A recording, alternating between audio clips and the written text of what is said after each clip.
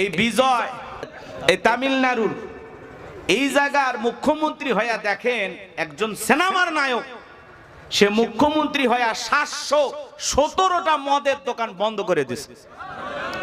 মারহাবা বলবেন না? আচ্ছা, নিশাদ্রব্য বন্ধ করা জায়েজ না হারাম? জায়েজ। এটা ভালো কাজ, এটা ভালো উদ্যোগ যে নিশার ভয়াল থাবা থেকে যুব সমাজ তরুণ তরুণীদেরকে সে রক্ষা করেছে। সিনেমার নায়ক হয়ে এখন বাস্তবে আসল নায়ক হয়ে গেছে, মানুষের ভালোবাসা পাইতেছে। ক্ষমতায় বৈশাই বলেছে নারীদের নিরাপত্তা নিশ্চিত করতে হবে এবং মসজিদের আশেপাশে, মন্দিরের আশেপাশে, শিক্ষা প্রতিষ্ঠানের আশেপাশে 717টি মদের বার আছে, এই মদের দোকানগুলো বন্ধ ঘোষণা করা হয়েছে। জোরে কোন মারহাবা। বাংলাদেশের মুসলমান শাসক ক্ষমতায় আজ পর্যন্ত এরকম শুনছেন যে অমুক জায়গায় মদের দোকান অমুক নেতা বন্ধ করছে? হ্যাঁ, চালু করবি, কথা কয় না কে? রাগ করতেছেন আপনারা? তাহলে বিজয় সাহেবকে ধন্যবাদ জানাই, নায়ক হয়ে আসল নায়কের ভূমিকা পালন করতেছে, মানুষের ভালোবাসা আস্থা বিশ্বাস অর্জন করেছে।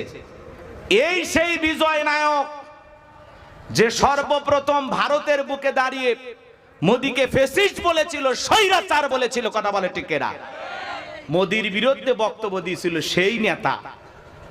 সবাই বলতেছে আগামীর প্রধানমন্ত্রী হতে পারে নায়ক, কথা কয় না কে?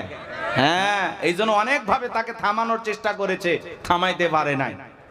একজন মুসলিম নারী তাদের মুসলিম লীগ দলের 3 জন এমপি এই বিজয়কে সমর্থন দিয়া 120 জন পার হয়ে গেছে। পরিশেষে সে মুখ্যমন্ত্রী হয়, শপথও নিছে নায়কের স্টাইলে। কথা কন ঠিক না? তা আমরা দোয়া করি, সে হতে পারে অমুসলিম কিন্তু আমরা তার জন্য দোয়া করি, কারণ তিনি বলেছেন আমি যতদিন ক্ষমতায় থাকব কোন মুসলমানের উপরে একদিনের জন্য কাউকে নির্যাতন করতে দেব না।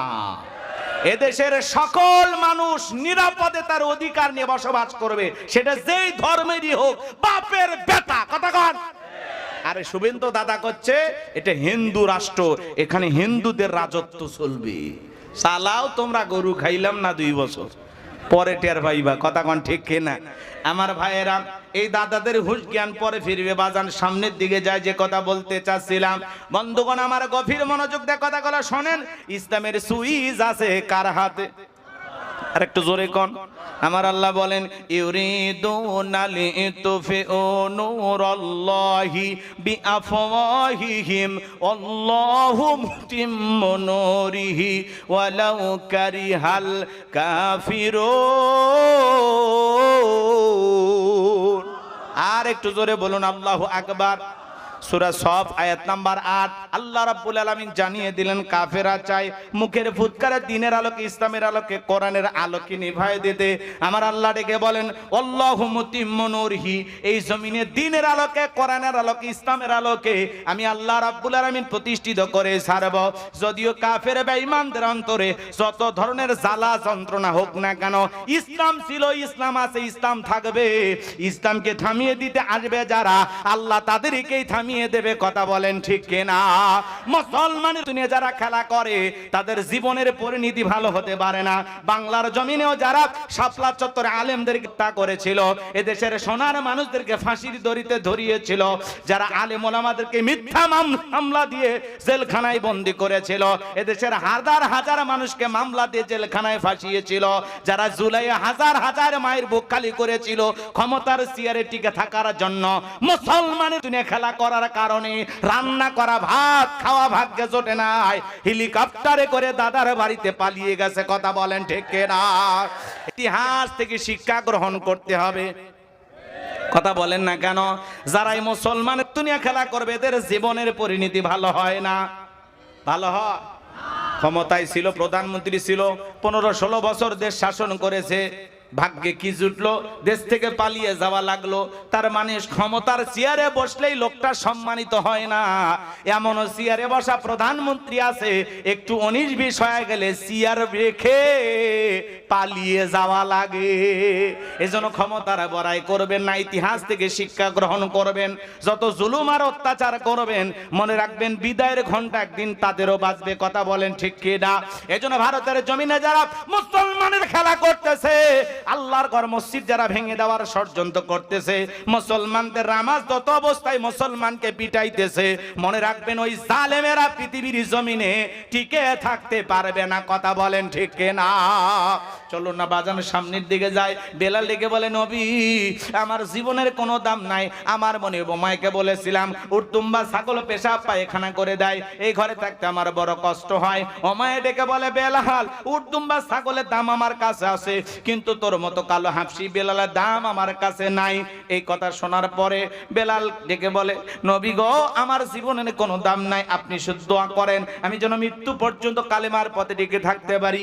এই কথা বলে হযরতে বেলাল চলে গেলেন। পরের দিন সকালবেলা সূর্য উদয় হয়ে গেছে, অনেকটা বেলা হয়ে গেছে, হযরতে বেলাল দরজা খোলে না। বসেন ভাই, সিয়ার ফাঁকা রাখেন কেন? চট করে বুবু এসে বসে যাবে, সিয়ার ফাঁকা রাখা হবে না, ক্ষমতা ধরে থাকেন। রাগ করতেছেন নাকি আপনারা? বক্তার আশেপাশে সিয়ার ফাঁকা থাকলে ভাল লাগে? মানুষ মনে করে হুজুর মানে ফাঁকা মাঠে গোল দিচ্ছে। কথা কর না কে? রাগ করতেছেন নাকি আপনারা? এখানে যে হাজার হাজার মানুষ বসে আছে তার মধ্যে দুই একজন এই সিয়ারটা ধরে রাখেন, ঠিক আছে? হ্যাঁ, ক্ষমতা দেওয়া হলো আপনার। জি, রাগ করতেছেন? চলেন না সামনের দিকে যাই বাজান। পরের দিন সকালবেলা সূর্য উদয় হয়ে গেছে, অনেকটা বেলা হয়ে গেছে, হযরতে বেলাল দরজা খোলে না। অন্য চাকর বাকর যারা আছেন নালিশ নিয়ে চলে গেছে ওমায়ের কাছে, যা বলে নেতা এখন পর্যন্ত বেলাল দরজা খোলে নাই, তাই নাকি? বলে হ্যাঁ ঠিক আছে চলো যাই। ডাক দেয় দরজায়, বেলাল দরজা খোল। হযরতে বেলাল দরজা খোলে না। এ বাজান এইবার জোরে করে ধাক্কা মারছে, যখন দরজা খুইলে গেছে তখন এইবার ওমায় তাকায়া দেখে যেই রাত্রিতে বেলাল কালেমা পড়ে মুসলমান হয়েছে, ওই রাত্রিতে একটা উটদুম্বা ছাগলের কাছে কোনো পেশাব পায়খানা নাই। জোরে কোন মারহাবা। এইবার ওমায় ডেকে বলে, চাকরের দল বেলালের বিরুদ্ধে মিথ্যা অভিযোগ দাও, তোমরা যখন ঘুমাচ্ছিলে বেলাল তখন ময়লা আবর্জনা পরিষ্কার করেছে, তাকায় দেখো না একটা উটদুম্বা ছাগলের কাছে কোনো পেশাব পায়খানা নাই, যাও নিজেদের কাজ করো। এই কথা বলে ওদেরকে তাড়িয়ে দিয়ে এক পা দুপা করে বেলালের কাছে চলে গেলেন।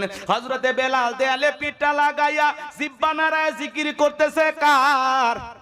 এইবার হযরত বেলালকে হালকা করে ধাক্কা মারছে, যখন জবান দিয়ে কালেমার আওয়াজ বের হয়েছে তখন এইবার ওমায় ডেকে বলে, বেলাল তোর জবান দিয়ে কি শুনলাম, তুমি কি মুসলমান হয়েছো?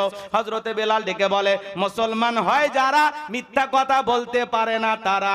ওয়াকুলু কওলান সাদীদা। আর একটু জোরে বলুন আল্লাহু আকবার। মুসলমান হবে যারা, সত্যবাদী হবে তারা। মুসলমান কখনো মিথ্যাবাদী হতে পারে না। আমাদের সমাজে মিথ্যাবাদী আছে না নাই? ভরা পেটে মিথ্যা, খালি পেটে মিথ্যা, ঘুমানোর আগে মিথ্যা, ঘুম থেকে উঠেও মিথ্যা। মিথ্যা বলতে বলতে চেহারা বেঁকা হয়ে গেছে, এক পা কবরে চলে গেছে। এত মিথ্যা কথা বলে শয়তান পর্যন্ত বলে আমি এত খারাপ না। কথা বলেন ঠিক কি না? আমার বন্ধুগণ গভীর মনোযোগ দিয়ে শুনবেন। মুসলমান হিসেবে আপনাদের কাছে অনুরোধের ভাষায় বলে যায়, আল্লাহর রাস্তে মিথ্যা বলবেন না। মিথ্যা বলে এদিক জবানের বরকত নষ্ট হয়। মিথ্যা বলা কবিরা গুনাহ। কথা কর না কেন? একটা মিথ্যা বললে ওই মিথ্যাকে ঢাকার জন্য আরো 10টা মিথ্যা বানিয়ে বলতে হয়। এই জন্য মিথ্যা বলবেন না। মুসলমান হিসাবে সব সময় সত্য কথা বলবেন। ইনশাআল্লাহ। সাতক্ষীরার মাটি সত্যি আল্লাহওয়ালাদের ঘাঁটি। কথা বলেন ঠিক কিনা? এখানে নির্ভেজাল খাঁটি মুসলমান বসবাস করে। এটা মুনাফিকদের জমিন নয়, সাতক্ষীরার জমিন আল্লাহওয়ালাদের জমিন। কথা বলেন। সোনার ভাইয়েরা আমার, গভীর মনোযোগ দিয়ে কথাগুলো শুনে যান বাজান। আমি গোলাম রব্বানি যে কথা বলতে চাচ্ছিলাম, এইবার ওমায় ডেকে বলে, বেলাল তোর জবান থেকে কি শুনলাম, তুমি কি মুসলমান হয়েছো? হযরতে বেলাল ডেকে বলে, হ্যাঁ গতকাল রাত্রিতে নবীজির হাতে হাত রেখে আমি কালেমা পড়ে মুসলমান হয়েছি। ওমায় ডেকে বলে, বেলাল তুমি যদি চাও উটদুম্বা ছাগলের মালিক তোমাকে বানায় দেব, থাকার জন্য ভালো ঘরের ব্যবস্থা করে দেব।